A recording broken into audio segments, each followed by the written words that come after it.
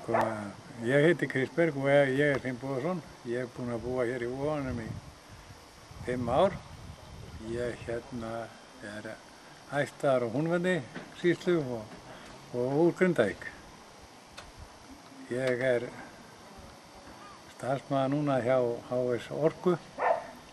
Ég er búinn að vera við eðlistan síðan að hann var stofnaður og mitt áhugamál í sambandi við bæjarfélagið, skólinn og sambandi við skólann, að börnunum líði vel í skólanum og ég held að okkur hafi tekist það bara nokkuð vel í eðlistanum.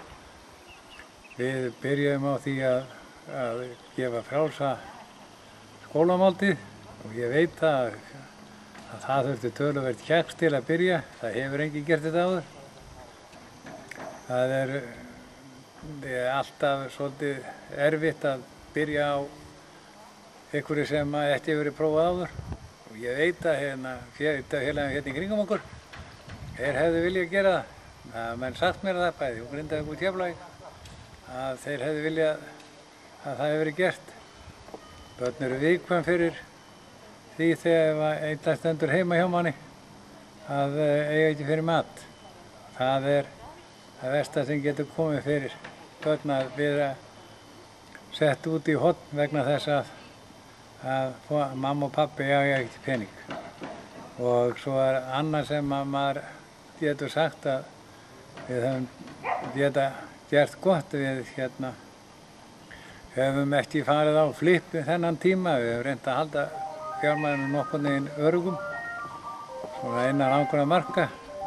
Við höfum auðvitað getað tekið á sjónum. Við höfum líka getað hækkað skatta í borgarvaldi eins og sumir hafa lagt til að það reyna að reka sveitarfélagið á þeim tekjum sem að sveitarfélagið hefur upp á að bjóða og sleppa því að taka vexti og vaxtavexti af sjónum okkar.